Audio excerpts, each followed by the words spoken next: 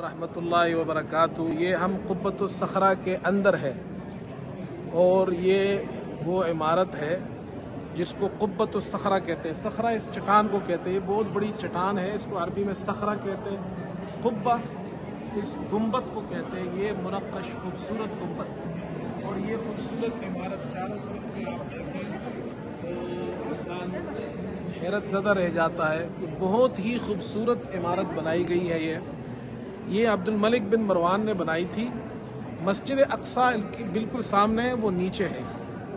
और उन्होंने ये इमारत इसलिए बनाई थी कि ये यहाँ मस्जिद अक्सा के लिए अलामत हो, इसलिए ये इसका जो गुंबद है वो बहुत दूर से नज़र आता है।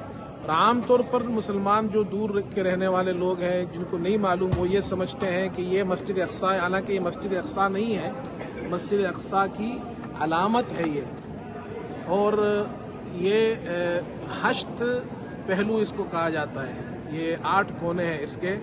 और ये जो सखरा है ये वो चट्टान है, ये मुसलमानों के लिए मुक़द्दस है और यहूदियों के लिए भी मुक़द्दस है। यहूदी ये कहते हैं कि उनके अक़ीदे के मुताबिक हज़रत इसहाक़ अलैहिस्सलाम की क़ुरबानी यहाँ पर हुई थी। और ये जो जगह है मुसलमानों के लिए इसलिए मुक़द्दस है कि बाज़ रिवायात में आता है हुज़ूर सल्लल्लाहु अलैहि वसल्लम मेराज पर इस मकाम से तशरीफ़ ले गए थे। कहाँ से गए थे एग्जैक्टली नहीं मालूम, लेकिन यही मकाम था। बाज़ लोगों ये मशहूर किया हुआ है, ये जो आपको ये नज़र आ रहा है मीनार सा, यहाँ हुज़ूर सल्लल्लाहु अलैहि वसल्लम के पाँव के कदम मुबारक के निशानात है और आपके बाल मुबारक है। इस बारे में कोई हतमी इल्म नहीं है, अलबत्ता यहाँ से आप आसमानों पर तशरीफ़ ले गए, ये वो मुबारक जगह है। ये तो पूरी जगह मुबारक है। और फिर वापस तशरीफ़ लाए अंबिया अलैहिमुस्सलाम ने इसी जगह पर ये तो पूरा एक मैदान था और इस जगह पर आप सल्लल्लाहु अलैहि वसल्लम ने नमाज पढ़ाई और तमाम अंबिया ने आपके पीछे नमाज पढ़ी है।